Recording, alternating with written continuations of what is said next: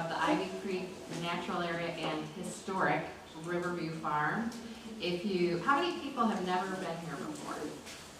Welcome. You are all cordially welcomed here. We hope that you come back many, many times. We are open every day of the year from sunrise to sunset. So there are so many wonderful things here. We are honored to be partners with the Virginia Festival of the Book. Thank you all for coming. Sorry about the snafu with communication of site and time. We are so sorry about that. But we're happy you made it. And if you did, you were rewarded with some sweet treats and coffee. So good job. So thank you for coming today. The Ivy Creek Natural Area and Historic Riverview Farm is such a special place. We are here because of an incredible family started by Hugh Carr and Taxi May Hawkins. There's a portrait of Hugh Carr behind me, who was a formerly enslaved person who bought this land that we're sitting on right now called Riverview Farm back in 1870. And he and his family lived here for 100 years. And now we have this beautiful historic farm and natural area that we can come and learn about this incredible family and this beautiful natural area. Many of you might be hikers who hike our 7 miles of trails. So I know it's a little chilly today, but for those who aren't of the faint of heart, please get out and about and enjoy our site after the talk. So I wanted to just say welcome. Our table is back there. If you haven't come to any of our programs, please consider doing that. We have literally hundreds of programs that are free, open to the public from ages 3 to 83. So come and check us out.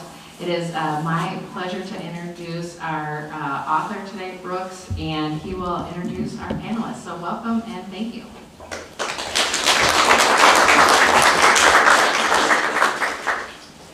All right. Y'all can hear me okay? Yeah. Great. Fantastic.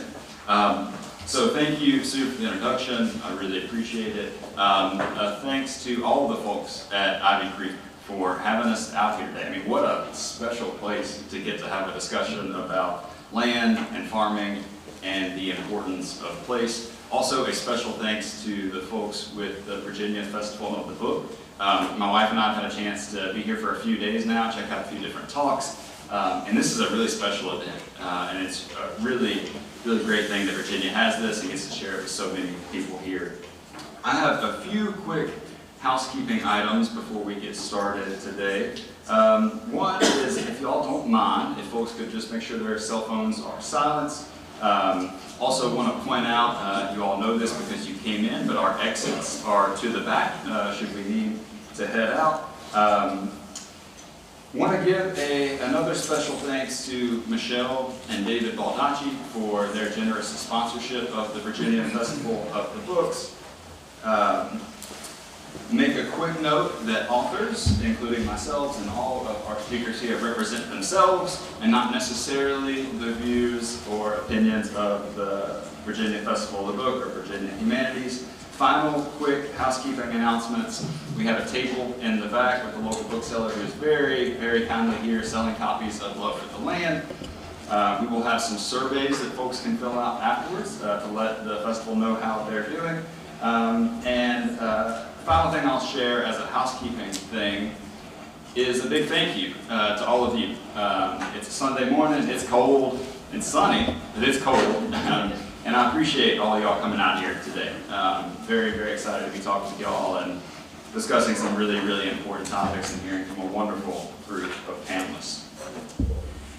So the way we will structure our time today, I'm going to give a few brief remarks about my book and about farming. I'm going to do a brief reading from Love for the Land, and then we will get to the exciting part of the day. We will have a conversation with our panelists here, and we will try to save at least 5 to 10 minutes or so for some audience Q&A. Does that sound good to everybody? Excellent. Okay. Perfect. So, my name is Brooks Lamb. I grew up on a small family farm in Holtz Corner, Tennessee. It is a very small, rural, unincorporated community about 50 miles south of Nashville. My family is still on the farm, And even though my wife and I live in Memphis now, we still remain active in helping care for that place. I also work with an organization called American Farmland Trust. We work across the country, and I'm actually fortunate enough to lead a couple of different projects here in Virginia. So it always feels like I have a sense of community here when I get to come, and I'm glad to expand that a little bit today with all of y'all. I'm also a writer, and most of my writing, whether they're essays or poems or it is this book, focuses on the power of people-place relationships. This book specifically looks at why some small and mid-sized farmers, and when I say small and mid-sized, I'm talking about farms that are roughly 50 to 500 acres in size, maybe a little bigger, maybe a little smaller, depending upon geographic location, production systems, all those sorts of things, but roughly 50 to 500 acres. Why some of those small and mid-sized farmers continue to care for their land even in the face of really tremendous adversity. In terms of adversity, I look at a few different things. First is farmland loss and farmland conversion from haphazard real estate development and suburban sprawl. That is an issue that is affecting communities all across the country. It is definitely affecting communities here in Virginia. I also look at issues related to agricultural consolidation. Some of y'all might have heard the term get big or get out. That is a philosophy that has dominated much of American agriculture for the last several decades, arguably the last few centuries in the way that you look at policy and other shifts that have happened. That philosophy has been to the detriment of smaller scale farms and the environment and of rural communities themselves. So I look at those issues a lot, and in this book I also wanted to dig into another topic. I wanted to look at the systemic injustices that have affected farmers of color, especially black farmers, in the past, but also still very much in the present. There's often a term used when speaking about farmers of color that refers to them as historically underserved farmers. And I actually, and I know Ebonie and I have talked about this, I get really frustrated that being underserved is relegated to the past. That's not true. There are communities who are still being marginalized when trying to find a way to flourish in agriculture. So, I look at all of those challenges, and they're all really present in the two field sites where I anchored the research for my book, where I anchored all of the interviews with farmers, all the drives through rural, or at least once rural, communities. And they're really, really present there. And the two places in Tennessee where I spoke with folks are seeing a tremendous amount of farmland conversion. They're seeing incredible impacts from seeing challenges of racism in agriculture and beyond. Those two communities where I really focus for the book, they are microcosms of the agricultural situation across the country. And all of those same challenges that I talk about are also, as I kind of mentioned, really present in Virginia. So some data, if we talk about farmland loss and farmland conversion, suggests that Virginia is going to convert roughly 600,000 acres of agricultural land over the next roughly 2 decades. That is a conservative estimate. There is a very real possibility that conversion happens at a far more aggressive rate. So farmland loss, huge issue here, all around this area where we are now.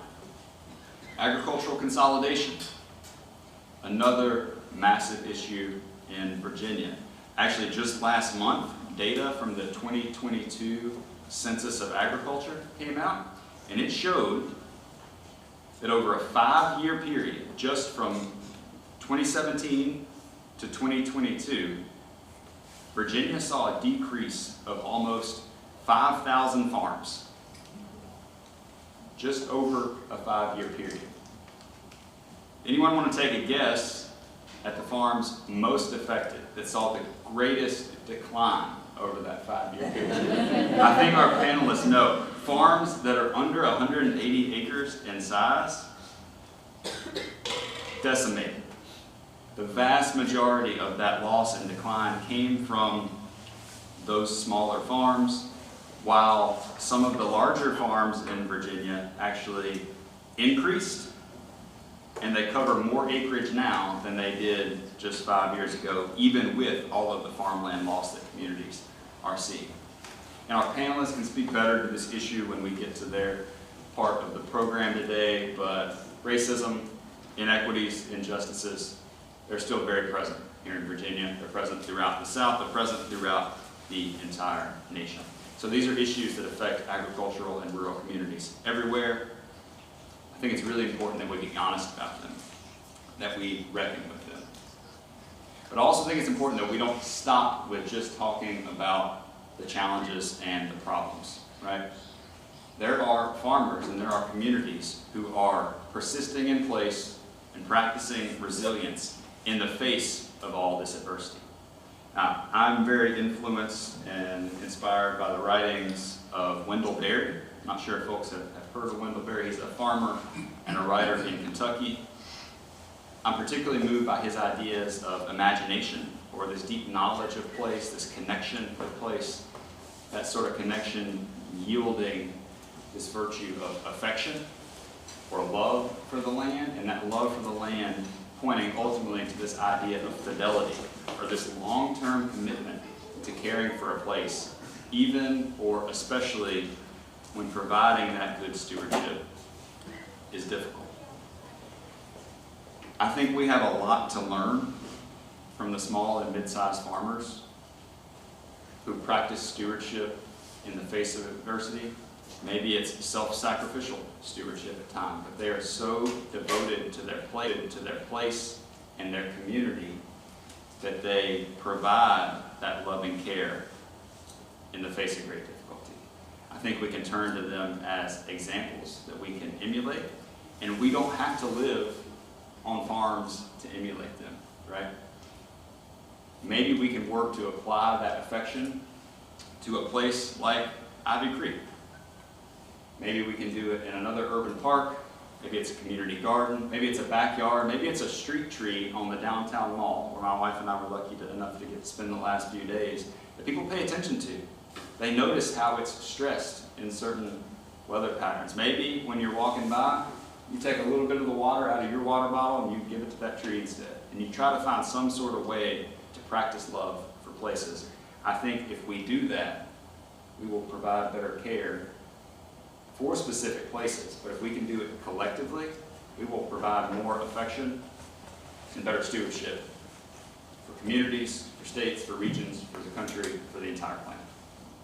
So with that, I want to do a brief reading from Love for the Land.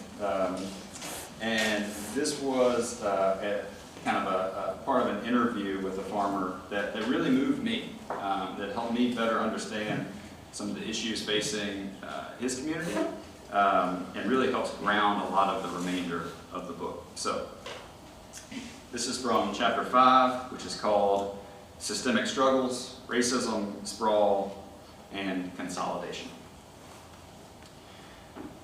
Walter called me from his car on a Sunday evening in early August. We had exchanged several emails over the month prior, trying to find a time to speak. A full-time teacher in the Murray County public school system, Walter had been busy preparing to start a new school year, one that, because of the COVID-19 pandemic, promised to be full of challenges. The next day, he and his students would enter a situation that, as he said, is probably unique in the whole history of going back to school. To prepare for that first day of class, and to refresh his thoughts, his memories, and his feelings for our conversation, Walter spent that Sunday afternoon on his family's farm in rural Murray County. He needed to ground himself, he said, and spending time on his family's land helps him rekindle a sense of connection and determination.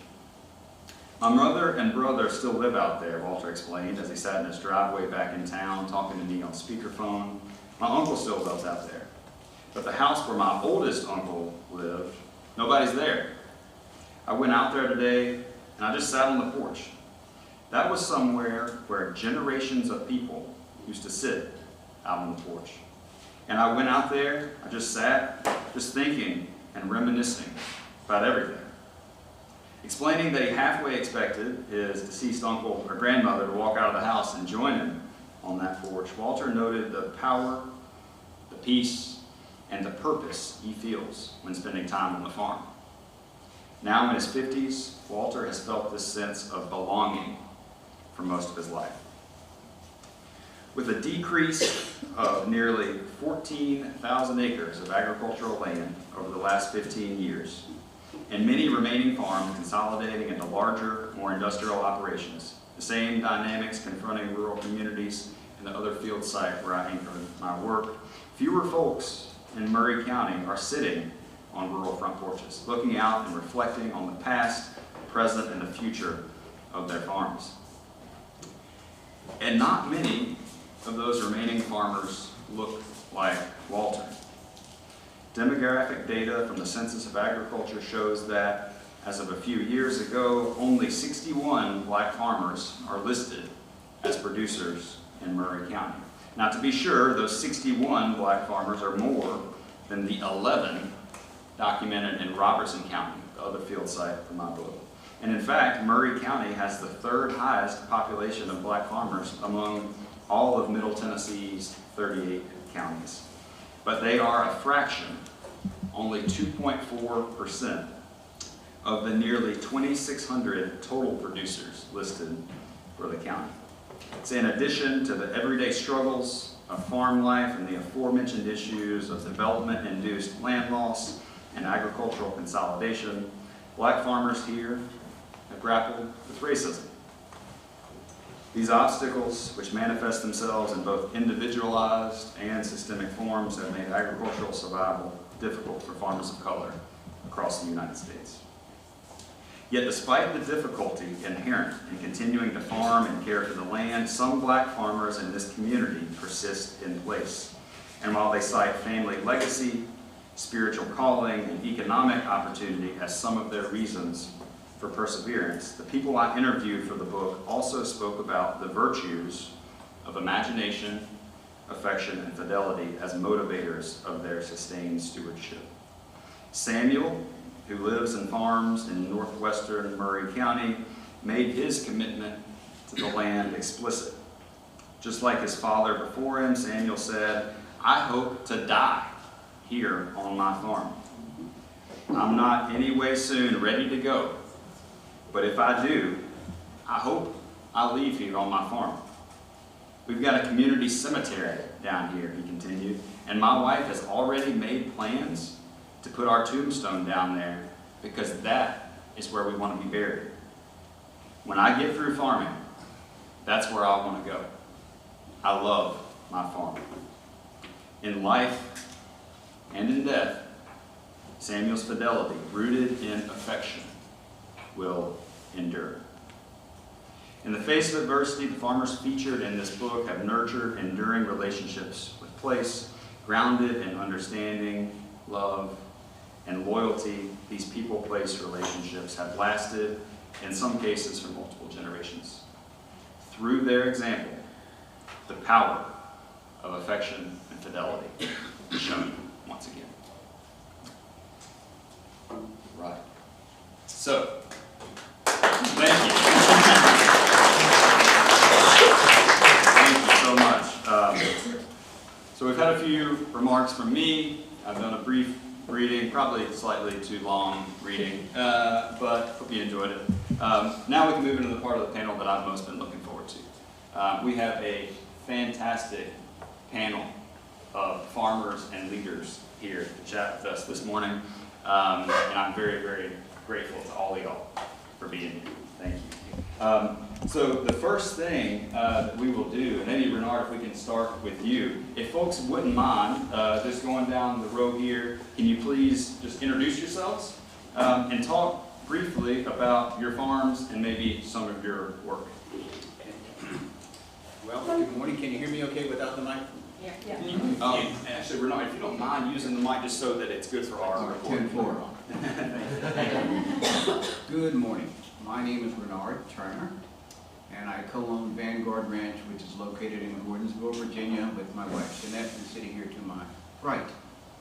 We are an organic, sustainable, and regenerative farm, and we've owned that property since, 1995? Been through lots of different adversities. We relocated from Washington, D.C. in 1977 as part of the Back to the Land movement, you know, the Mother News and all of that stuff. So from the 70-era hippies, some of you know what I'm talking about. And we relocated from Capitol Hill and found a place in Louisa. Long story short, we purchased this property with the intent of developing it into a marketplace so that we could deliver fresh organic food, particularly to the African American community, which is suffering from access to good fresh foods, okay? But farming for me is an act of liberation. We definitely have had more than our share of issues from the county and surrounding counties since we started farming, including such things as having incendiary devices put in our mailbox and animals shot. The first time I went to purchase a tractor in Louisa County, the gentleman behind the counter at the tractor dealership says to me, "What the hell do you need a tractor for?" I was prepared to buy that tractor, but his response to my inquiry was such that I went elsewhere. We farm as an act of liberation. As an African American male in this country, I felt a deep desire to relocate from an urban area in Washington, D.C. to the country so that I could experience a freedom that I could not find anyplace else. I worked 25 years at the University of Virginia Hospital in order to buy this property. And I took a job where I worked nights so I could have 4 days a week off to clear land, put fences, build a house, finance all of this stuff. After 26 years of working there, I decided to give that up to work full-time to develop the farm, to follow my passion. I will add that in my youth, I think it's important to understand the reason I even had this opportunity is because my father was in the military. He was an Air Force lifer. And as such, I didn't grow up in the typical inner city. I had access to agricultural science and engineering classes in my high school in California. That's how I got started. I was in the Future Farmers of America. I did livestock judging, tractor driving, studied entomology. In 1967, I was on the California State Championship entomology team at the University of California at Davis. And I would have probably been a large animal vet, except for my father's being the military caused us to relocate overseas. So both my wife and I are military brats who lived around the world. That was very helpful. It was very helpful because it did not limit my vision about what I could do. Very important. So our love of the land, we're going to die where we live and where we love to work as well. That's our desire as well. But farming is a serious act of liberation because I'm looking at where we are as African Americans in this country. We own less land now than we did in 1935. Less, not more. And all of these numbers that are saying that there's an increase in black farmers it's a lie. It's not true at all. It just isn't. You know, when he talks about small farms, and I think the number you gave was like 100 acres or 50 to 500. 50 to 500 acres. It's not a whole lot of us that are owning that much land anymore. So to give you an example, we purchased 94 acres. And the biggest mistake I made was borrowing money from the government, the Farm Service Agency. Huge mistake. Huge mistake. We ended up losing 70 acres back to the government, which we should not have. And I'm talking about recently, within the last 6, 7 years. And having to go through 2 bankruptcies to keep what we have. And this is all predicated on racism because when I went to these offices, and the regional office was in Fredericksburg, Virginia, they have no employees that look like us. And even if you had an appointment and I would drive from Louisa there, I was made to wait an hour. So if I had an appointment at 2 o'clock and I got there at 1:45 because I'm always on time, I could see the guy's office. There was nobody else there. He's on the phone chit-chatting, talking, laughing, whatever. Then, come on, Mr. Turner, come on, let's go back and sit down. Then we go and talk. It was awful. And oftentimes my wife and I would sit in the parking lot afterwards and say, this is not going well, because he not only was not listening to us, he had no desire to listen. And I would go so far as to say that before this person took over, the woman who was the regional director before him sent us an email. She said, Mr. and Mrs. Turner, I'm retiring in December. I sincerely hope that our office will continue to work with you. But the demeanor of her email was such that it was obvious that she doubted that they would continue to do so. Even though all these federal regulations are in place that say there's certain things they're supposed to do, when we left that last meeting, my wife says to me, you know, we're going directly to the attorney. And we did. And the attorney, he did what he had to do to protect us. But he said, I've never seen a case like this. You know, it's awful. But the best advice that I can give you is cut your losses, settle for the bankruptcy. Yes, they're going to get the land. Yes, it's wrong. But they're just going to bleed you out forever. Or as long as, you know, who could last the longest, me or the federal government? We all know the answer, right? But they do this over and over again. Our case is not unique, which is why I don't mind speaking about it, because we're still there and we're still standing. We still have our home, although they did try to take it. But you see, here's the thing. I'm well read. I've been to college. I retain what I read very well. So I had this guy younger than I was trying to come to me and tell me he's going to, well, now we need to go inside and look at your house. And I'm like, oh no. He goes, yeah, yes, we need to, because, you know, that's part of this deal. And I said, no, it's not. And it never had been, because we're not that stupid. And he said, well, we need to, I said, you're not going in my house today. And he said, well, I need to go in your house, Mr. Turner. I said, I told you what I had to tell you. You're not going into my house today. And he says, are you sure? I said, I'm sure. And I said, I'm appalled that you're not sure, because you should have done your homework before you came here and stood in my face and tell me you're going to go in my house and try to take it. Not going to happen. This is the type of things that you're running up against. And if you're not able to stand your ground, and if you don't have the tenacity or support of a strong partner, you're going down fast. So they couldn't take us down. And we're still standing. And our love for the land has not diminished one bit. It's very difficult, though, to find customers, because at the end of the day, what every farmer needs is a consistent customer base. So let me share with you what this looks like in this area. We went to a well-known store here in Charlottesville. I called them. At that time, I was the president of the Virginia Association for Biological Farming, which I served 3 terms as their president. And by email, I contacted them and said, we'd like to bring you a sample of our produce. They had not seen me, they had not spoken to me, and the response was, fantastic. Come on in, we'd love to meet you. So in an hour and a half, just an hour and a half, we put on our farm matching jackets and shirts and pants, and you know, we went in looking real pro, carried this basket full of pristine organic, beyond organic produce actually, beyond organic. And when we got there, the cashier met us, asked who we were, we told her. She said, oh, just a minute, I'll go get the produce buyer. She went back, the lady comes out, and I think our conversation lasted no more than 3.5 minutes. And she looked at us and she said, oh, I'm so sorry, we had a misunderstanding. We have all the buyers that we need for this year, all the suppliers that we need for this season. But please feel free to come back next year.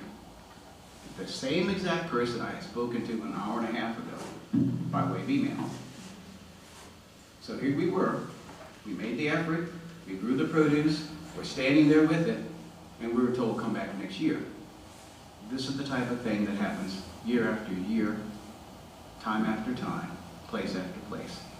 Now, where are these, the farmers markets in Charlottesville are good. We just don't have time to stand there for $50. You know, I mean, you think about it. That's not going to pay your bills. You need a more consistent base, particularly if you're paying back these debts to the federal government And those notes aren't like $400 or $500. You're talking $12,000, $25,000, $75,000. And in our case, when we started doing agritourism on our farm, this is when things really escalated for us. We started having music and food festivals on our farm. Then we got a letter that they were going to accelerate. And I found out that it takes 3 other farmers in your county. The Farm Service Agency has a committee of farmers. And those farmers, when they're asked to, they can accelerate. They can vote to accelerate your loan. So when we started having music and food festivals, they sent somebody out to the farm. We had a business plan, everything was written down, everything was looking good and moving in the right direction. We would have been able to pay. But you need time to build a business out. They gave us 30 days to come up with $100,000. That was it. How many? Raise your hand if you could come up with $100,000 in 30 days. Anybody? Yeah. Well, that's what it's like. And it's not no, let's negotiate, let's talk about it. It's like we had 30 days to come up with $100,000, and then they accelerated. So, we ponied up. We got the lawyers. We did what we had to do, so they couldn't take every day out thing. Okay, so I'm just bringing this up because it's important that people understand. I like what he said about historically disadvantaged. I don't like that either. You never hear me say that, because it does imply that it's past. And that's not the case at all. That certainly is not the case at all. It's very current. So, if it wasn't for me having a wife that works as hard as I do, she still works 3 days a week off the farm, to help. But we're both senior citizens, but we do most of the work ourselves, and the gentleman sitting over there helps us on the farm. It's the 3 of us who do like 95% of everything that has to be done. We build it, we fix it, we mend it, we market it. In our case, we raised meat goats. We raised Myotonic as the breed. We got national recognition. I served on the board of the Livestock Conservancy. I served on the board of Virginia State University's College of Agriculture. I even served on the United States Department of Agriculture Minority Farm Advisory Committee at the same time that the FSA was trying to take away my farm. Okay? I've met with Secretary Vilsack. I know him. He knows me because I'm the goat guy. I think the most important thing to take away from this is we are committed and dedicated, and we're not the only ones around, but there's very few of us left. And there's a number of reasons for that. But yeah, sometimes it's very painful. I have had those moments where I actually contemplated suicide, sat there on the side of my bed, but I wouldn't do that because I didn't want my wife to be left in a more terrible situation, or my parents. And people that were close to me, that didn't help them at all. And then again, it's just another loss, so why should I give up? So I'll never give up. To honor my ancestors who came before me, who struggled against all kinds of odds. So we're still standing, and we're going to continue to stand until we turn to dust, and then I'm coming back. And then I'm coming back. Thank you, Renard. I appreciate that. Thank you so much.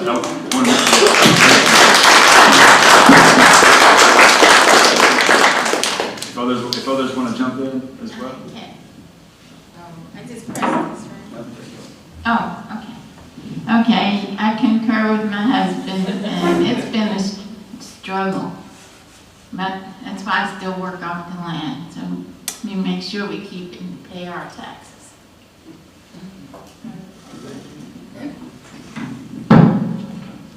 I'm Michael Carter with Carter Farms in Orange County, Virginia.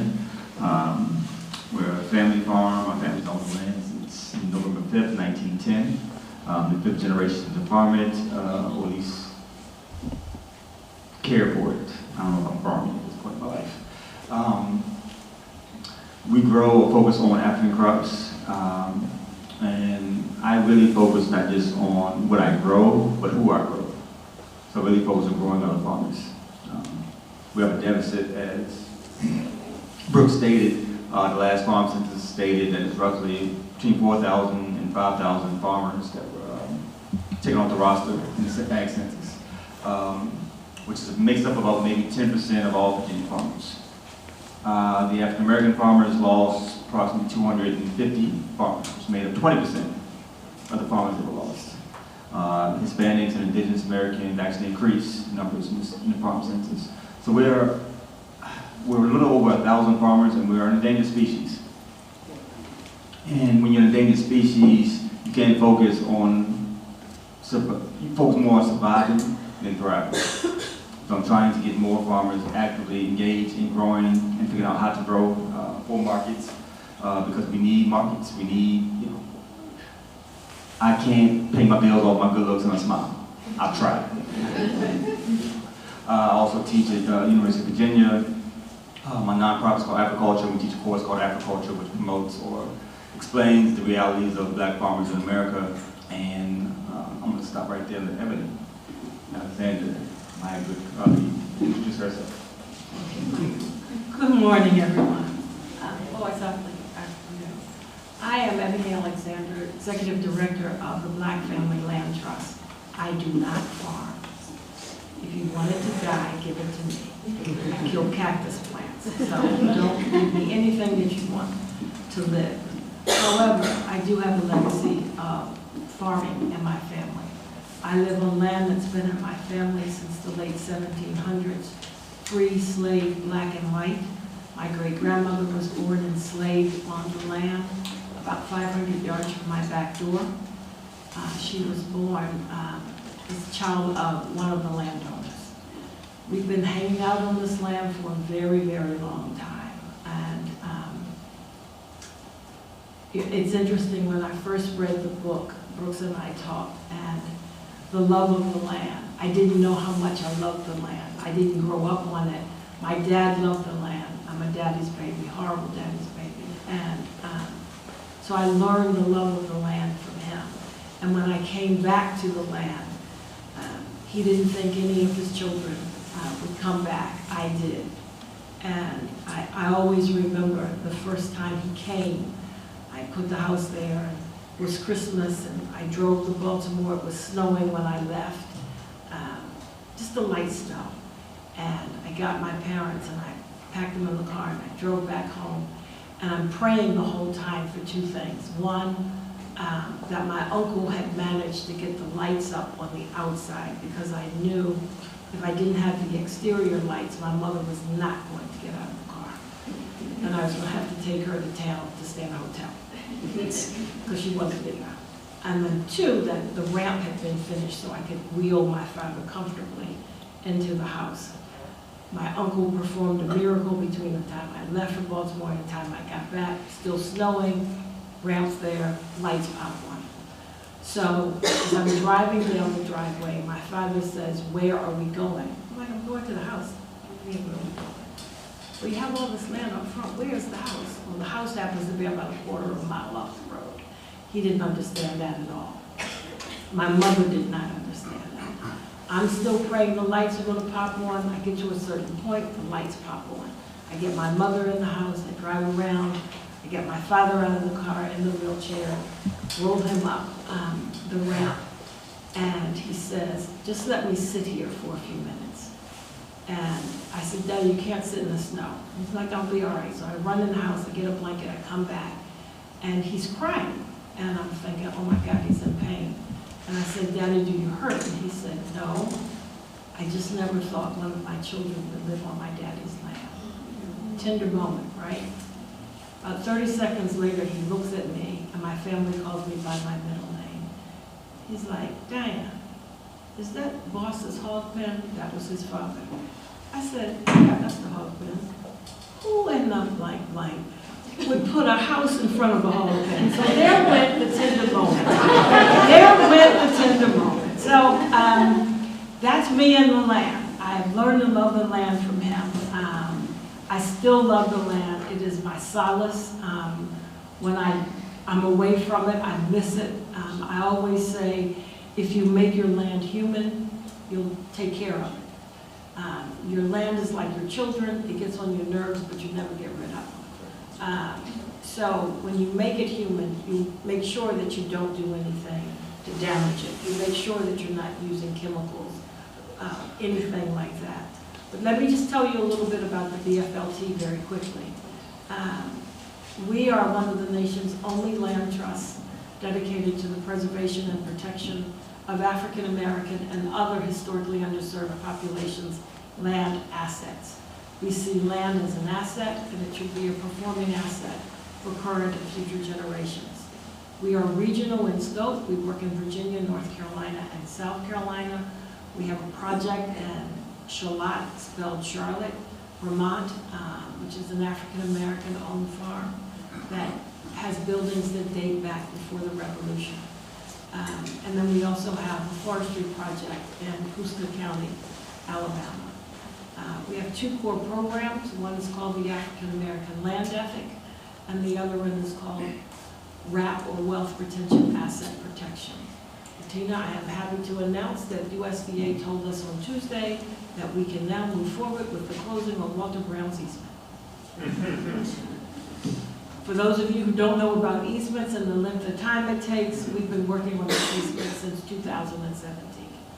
We just got the go-ahead on Tuesday of this week to close that. We are not a traditional land trust, and that we do not work in specific geographies. We only work where we're invited. Where we are traditional is that we do hold easements as other land trusts do. But we do not accept donated land, because if we take the land and it's not your family's asset, and we want to keep it as an asset for your family. I also serve on the board of the American Farmland Trust, and just from the board perspective, publicly, Brooks, we are really proud of you for writing this book. And it means a lot to us as board members. We do a lot of policy work. And in that policy work that we've done over the last couple of years, the BFLT, along with other organizations, were lead organizations in getting the Uniform Petition of Heirs Property passed in Virginia in 2020 and signed by former Governor Ralph Northrup. We were like over the moon with that, but it sailed through. We don't know how. We'll just say God was carrying it for us. But that means a lot to people who have heirs property. Heirs property is one of the leading causes of land loss in the African American community. However, heirs property is not specific to a geography, a race, a gender. It is simply the result of people dying without a will. When you die without a will, you create heirs property. Our goal is to make sure that we reduce the number of heirs property and then keep that permanently reduced, because it can be cyclical. The other thing that I'm proud of that we were able to do is along with the help of the American Farmland Trust, is on June of last year, Senator Cory Booker dropped a bill, 1809, Senate Bill 1809, which is the creation of an Office of Small Farms within USDA. That was an idea that germinated during the Northam administration, and we passed it up, and it's now also been included in the February 22nd release of the USDA Equity Commission's recommendations to Secretary Bill Sack. So how are we defining a small farm? A small farm is defined for purposes of this bill as 180 acres or less, or $250,000 net income per year. The characteristics of a small farmer are they're typically 65 years of age or older. For African Americans, they're 72 or older. They work two jobs. You heard this. They work a public job as well as their agricultural enterprise. They have limited access to technology. And what I mean by that is climate smart ag, precision ag, all of the new technologies they don't have access to. Their equipment is old. I remember in a conversation with Brooks when we started this, he said the new tractor on his family's farm was the 1976 John Deere. and that's the new tractor, and they refer to it as the new tractor. Many of my farmers have tractors that are older than that. And because they're so old, you can't use them with the technology that we have today. And the last characteristic is they tend to earn $25,000 or less from their agricultural enterprise. And what's the value of small farms? We all remember the pandemic back in 2020 when it started, when we were all afraid that we were either going to die or run out of food, toilet paper. We didn't know which was going to happen. Toilet paper. I know people who still have pandemic toilet paper. That's how much toilet paper they were. Makes no sense. However, what we also know about small farms is that our small farms during the pandemic were able to stop and pivot on a dime and provide food to their communities. You didn't see one small farmer on the news saying my distribution chain has been disrupted, so I need to turn my beans under, or my potatoes under, or I need to dump the milk or break the eggs. Everything that they were able to raise, they were able to sell. They got very creative in how they were able to do it. You know, some farmers were selling at the end of their driveway. You call, you order, they package it, you prepay, somebody with gloves hands it to you.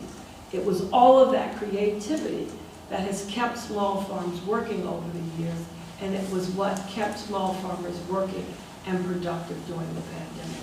We have an absolute need, a critical need, to retain small acreage farms. People want to know where their food comes from. They want to know who grows it. I buy a cow every year from my neighbor, and when I turn on my road, I wave at the field and say, one of you all belongs to me. I don't know which one, but I know what he feeds that cow. I get pork from a farmer that we work with. So we all want to have good, healthy food, and we all want to know that what we're eating is done in a sustainable way and in a healthy way. Awesome. Thank you all so much. I mentioned at the outset how excited I was for this panel. I hope all of you can see why now after just our first.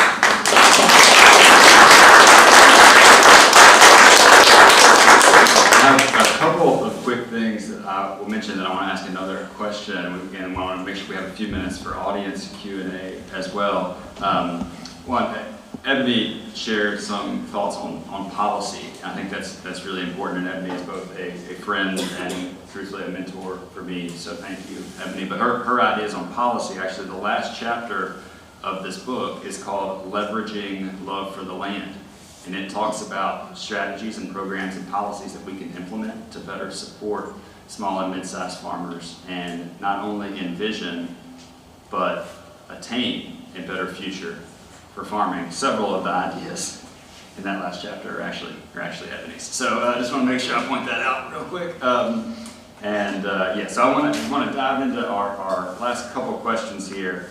And maybe Ebonie, we'll start with you and come back this way this time. And if y'all can just take 1 or 2 minutes each, because I want to make sure we have time for questions from the audience. Ebonie, either for you or for some of the folks you work with, what inspires resilience and perseverance for you or your clients? For most of our clients, they live on generational land. And it's the love of the ancestors, to know what happened, how their family came to own this land, and what have the atrocities, and I use that word deliberately, been that they've had to face in order to retain that land and to make that land productive. I too will die on my land. The standard joke with my daughter is she has $500 to figure out what to do with my dead body. I said, all she can't do with $500, just dig a hole in the backyard and put me in it. We do have a family cemetery. I'll probably be up there, but she's not going to do that, I know. But for most of my landowners, that's what it is. It's ancestral land. And for those who are coming back to the land, they're coming back, as Renard said. For many of them, it's liberation.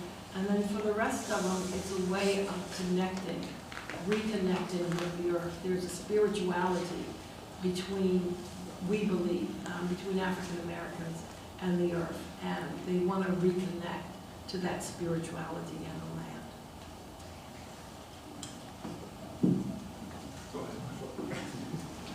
Very much in the same manner. The legacy is very important.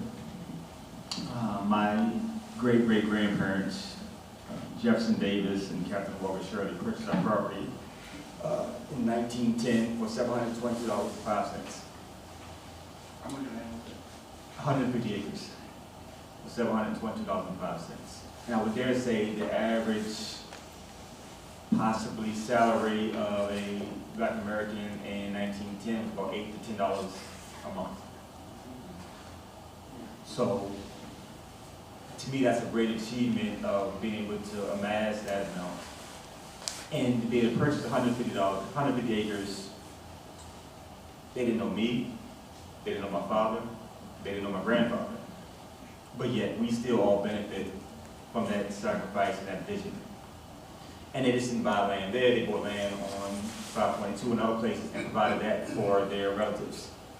Well, distant relatives by shared leases in which they shared, okay, well, Jefferson Davis and Captain Walker Shirley, leased out this 10 acres here, my family too. And that becomes a sense of motivation, inspiration to maintain the land. And to Renard's point, it's about dealing with the USDA, why I would never get a loan. I can't be the one that loses the land because of a bad deal. I would much rather suffer through, we can pay the taxes, that's not a problem. And it'll be weedy, it'll be unkept, trees will grow up, but we'll still have the land. Because that land, it's 5 generations. I met all of my family through that land. I was introduced to my family in the late 70s on the family front porch. My mother kind of had to audition to be part of the family. I was, guess, I won over my smile. And Ebonie hit on another aspect of the spirituality of the land. The land to me is my sense of belonging. I really don't feel like I belong in too many places unless I'm on the land, by myself, near the creek, talking to the trees, listening to the birds, fussing with the rabbits, threatening the deer. You gotta get deer that out. You can't just, because they like my vegetables for some odd reason. They hate my uncle's vegetables, but they love mine. And, you know, so the land is church to me. And it's almost something I gotta do daily or quite frequently. And I don't make it to church, to the land on a regular basis. I gotta go. You know, I get back from a trip. On my way, it could be 12 o'clock at night. I gotta ride down the driveway, get out, check out stuff, and that settles my soul and gives me that sense of belonging. Because it is a sense of spirituality. We come from the earth.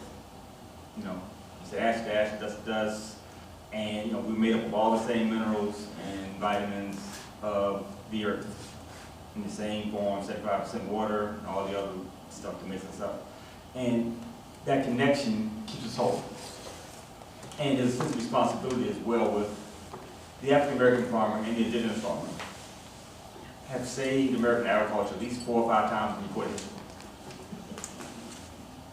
And you know, we overlook it a lot of times, but you know, 1610, the early Virginians were eating themselves because they didn't have any food to eat. They would cannibalize themselves in colonial Williamsburg, or colonial Jamestown. You know, in the late 1800s, the gentleman named Dr. William Carver, the guy, Dr. Booker T. Washington, who converted and instituted practices that we still use today that we would call today climate smart practices. But back then it was just crop rotation. It was value-added production. It was production farming. It was organic farming. After the Dust Bowl, when we talk about the Dust Bowl and it's called this, the cause was we had a whole lot of immigrants come to America, get a lot of money from the federal government to do agriculture, and they did it based upon production agriculture. They produced a Dust Bowl. They destroyed the Midwest farming economy. And agricultural practices were needed after that, adopting indigenous and African practices to maintain the agricultural landscape that we have today. And we're in the same situation right now in 1987. So in 2024, we have the same reality of we're facing a crisis because of profits. because of consumer agriculture, because of industrial agriculture that we don't want to let go of because it seems to be profit-driven as opposed to principle and purpose-driven. So everybody's thinking about the profit first and not about the future generations. There was an indigenous saying that would go, you know, you want to care for 7 generations. Dakota people and other indigenous people say that. Now we care about 7 figures. And we've lost the idea of preparing for 7 generations. Because if you can't give us 7 figures, we can't do it. If you can go out 7 generations but doesn't give us 7 figures, we'll sacrifice that. And we've got to change our mindset around this. A lot of African American farmers are definitely focused much more on 7 generations than 7 figures. And then 7 figures are nice. Man wants to write me a check, I'm all for it. I'll do right with you. But there's a desire to make sure that we keep this land for my children, my children's children, my children's children's children's children's grandchildren's children's grandchildren.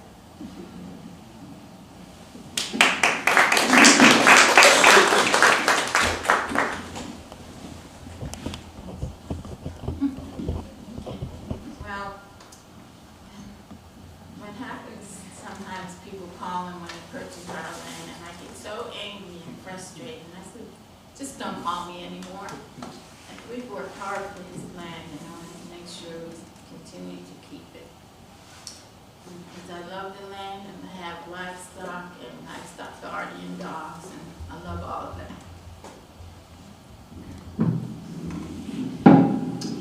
That's about as much as she's gonna say. She's not big on the public speaking. And, you know, you have an introvert and an extrovert, and that's probably how we balance each other out, which is a good thing. For me, it's a spiritual quest. You know, I have always been drawn to agriculture and land and livestock ever since I was a child. My family didn't own land. I grew up in apartments all around the world. My parents are from Petersburg, Virginia, so we've been in Virginia for a number of generations. My father's side of the family is also Nottoway Indian, so I am that combination of indigenous and West African. The West African side, my family comes from Bioko Island off the coast of Equatorial Guinea. So it's kind of like a double whammy. I have a saying that until we all begin to see each other as earthlings, none of us is getting this right. You know, we're all running out of time.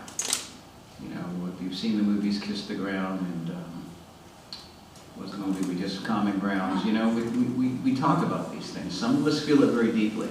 I'm an empath when it comes to the universe. I'm feeling all of these things very deeply. We're running out of time to get it right. It's imperative that we do. It's a spiritual quest for me. I am most comfortable on the land.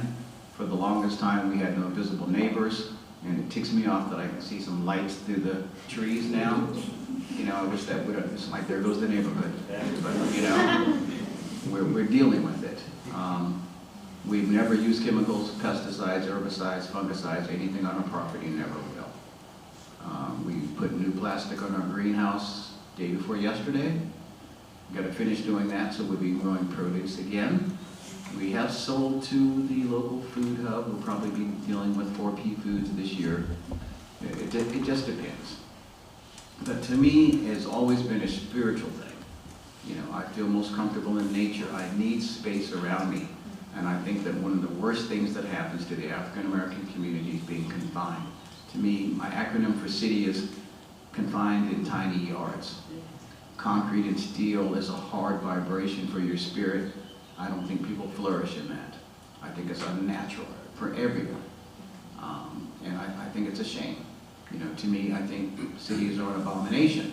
You know, whatever story of origin or creation that you follow, none of them were ever began in a high-rise, a condo, or suburbs. None of them. So, you know, we're going to really recognize that and get it right. And people claim that they're, you know, religious, spiritual. But really, nothing started in the concrete. Concrete's part of the problem. It's a spiritual quest for me, and it always will be. The liberation part for me as an African-American man, that's a big piece of this. I'm also a writer. I am the founder of the African American Agrarian Association for Sustainability. That's one of the things I'm writing about, and hopefully I'll inspire some people who look like me, and even if they don't, that they can read it and appreciate it for the value contained within, so that hopefully we can be a positive change in this, this world that we all share. I think that's the key part, sharing. Most agriculture has been based on greed. That's not what it should be about. We should be sharing more. You know, I agree with that. 7 figures is nice, but really if I had 7 figures, I would buy more land. And here's the thing. It's important to own it, but it's more important to share it if you own it. If you understand what I'm saying. You know, ideally I'd like to live on a planet where we shared it and we didn't have these ownership issues, but I'd also like to live on a planet without boundaries like national boundaries, you know? So all this conversation about immigration that we're having now, and the problems in Palestine, the problems in Africa, problems all, you know, pick a continent, there's problems, right? But it's always amazed me, and I'll get off this after a minute, but I have to say this. In relationship to American history, we're talking about people coming across the border. I will share with you that I was at a Corvera coalition in Albuquerque, New Mexico, was it like 2 or 3 years ago? Dear? I went there, I was a speaker.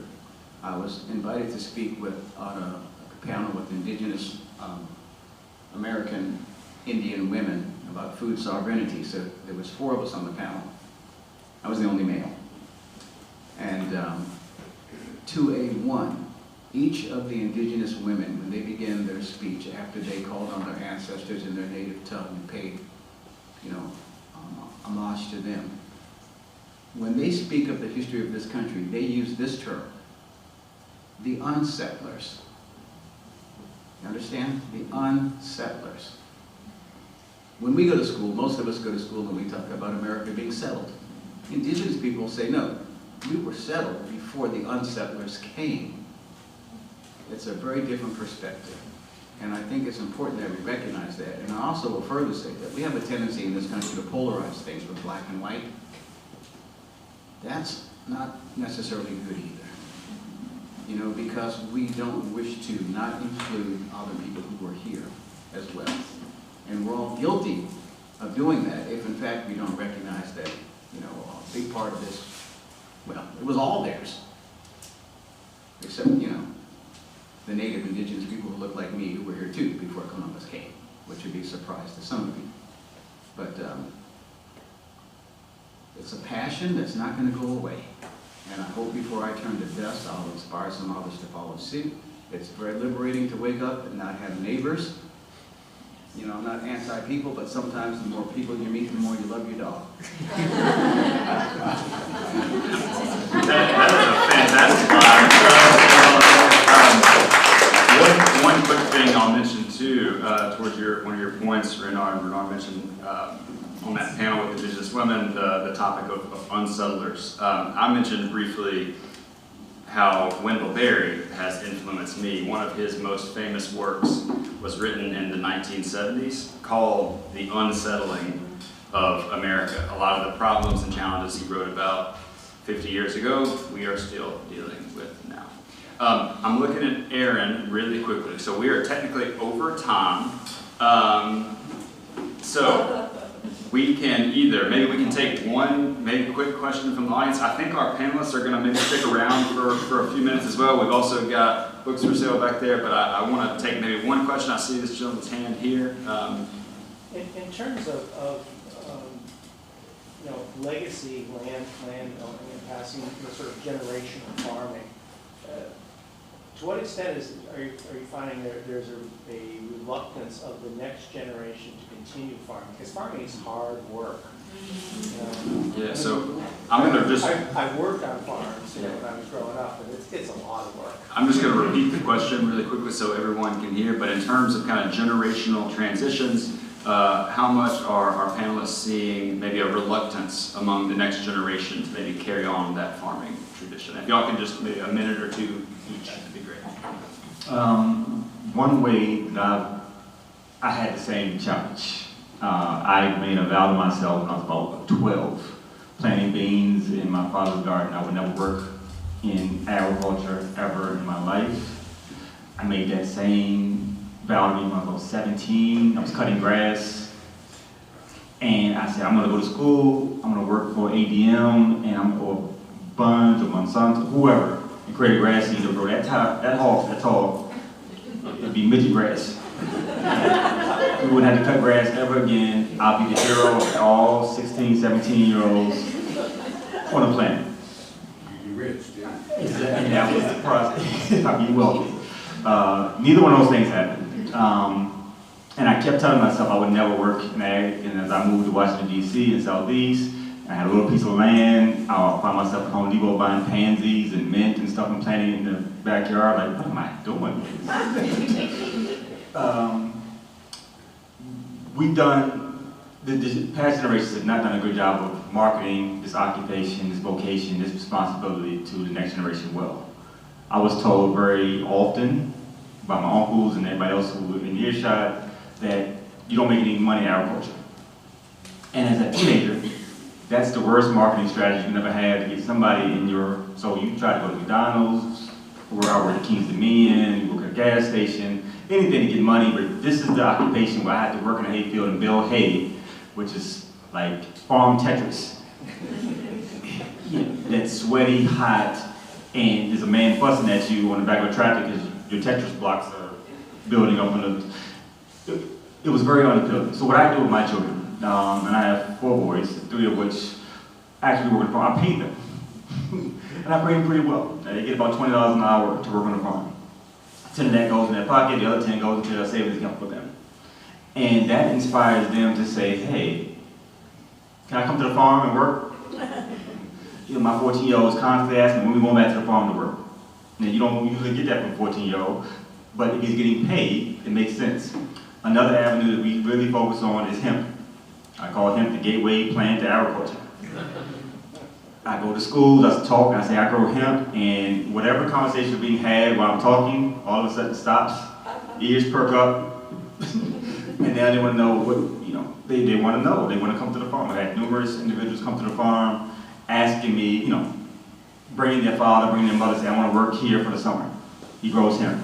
And, their Instagram posts of them doing selfies with the hemp and, the Cheech and Chong impersonations. But it does draw people in. So, that's one of the things that I found our work to do in trying to target young people, show them opportunities in agriculture where they can actually make money. And not just to say it, I show my sons my big statements, my checks I receive, how much I'm getting for this program, which is nothing, so I'll, so I won't talk about this one, but I'll tell them about future ones. Because our children have to see opportunities and how they can earn a living through the vocation of agriculture. And that's the best way, in my eyes, that you bring on the next generation. We have a program, our African American Land Ethic, which starts with August 20th, 1619, and comes forward to today. And there's a couple of slides in there that really get young people's attention.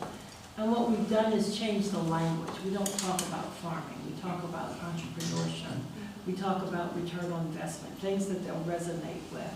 And then in the Declaration of Succession for the state of Mississippi in 1861, it says that the state of Mississippi, one state, that if they had to lose their slaves, it would cost them $4 billion. That's 1861. That's billions with a B. If you were to fast forward to the day, that's about 105 to 115 trillion with a T dollars. One state, 425 enslaved people approximately. And when I use that slide, you have kids that are doing this on their phones, but when I say 4 billion or 1.5, 105, 115 trillion, all of a sudden their interests change. And they start to look at the land differently. They start to look at land ownership differently. Land is place-based. It's the only asset that you'll own. You can't put it in your back pocket or move it anywhere. You can't do anything with it. You can live on it. You can generate revenue from it. You can entertain on it. If you take care of it, it will take care of you for multiple generations. The World Bank says in 2017 that only about 30% of the world's population have clear title to the land that they live on. Do you know how fortunate we are that we have clear title? That's the world, not the U.S., not North America, but the world. We are very fortunate to be able to have clear title for that.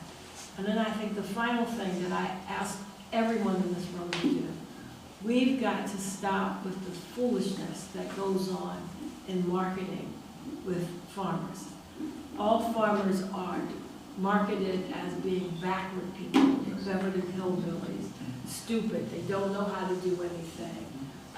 You know, you farm because you can't do anything else. Well, if they don't farm, you don't eat. It's real simple. AFT has a slogan, no farms, no food. It's real simple. And we have to take responsibility of changing the image of what a farmer is. Everyone at this table has the degrees and advanced degrees.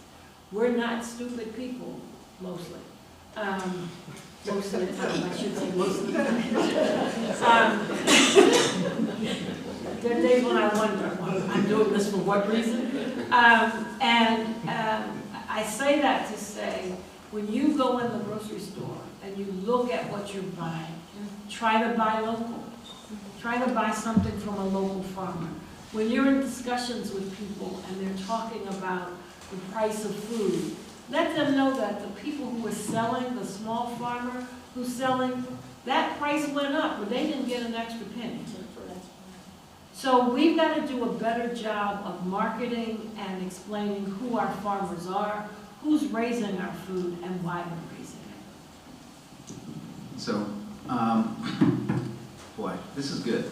So we hosted the first annual Black Land Brigade this past week at our farm. We had 11 college-age and African-American students come to spend part of their spring break with us and learn. I had them helping to build fence, hang gate, put the plastic on our high tunnel, learn about animals. We processed out a goat while they were there. It was live when we began, and then we butchered it, and I ground it up and made goat burgers, and they ate it. We sat around the campfire and talked about all these things. I do believe money can be made in agriculture. My specialty is alternative agriculture and niche marketing.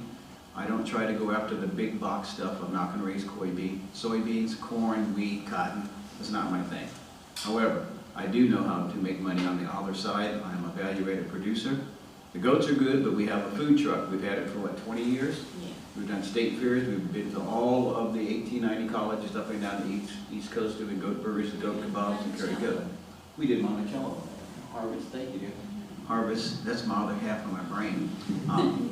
Future Harvest and the, What you call that thing up there, Michael? But, Harvest Festival. yeah, you know, when the iron Yeah, we did Monticello. We serve goat burgers at Monticello. Anyway, I do believe money can be made. To that point, yes, you have to engage the youth in the financial aspect because that's what they really understand the most. But what my book is about is 21st century homesteading, because if you understand that, regardless of where you are, it's not that you have to make a whole bunch of money doing it, but you always will have a base of stability that will stand for generations to come, and you don't have to run around and look for this job. The job stands for jump out of bed on the journey of the broke to be just over broke. And that's where most of us stay. Awesome. Another thank you to our panelists. Thank you all so much for sharing your time, your wisdom, your experience. Another thank you to everyone who's here today. I appreciate you coming out, sharing your time, being interested in these topics. We do have some books for sale at the back. I will sign happily any copies if folks would like to do that. And again, one final thank you for our panelists.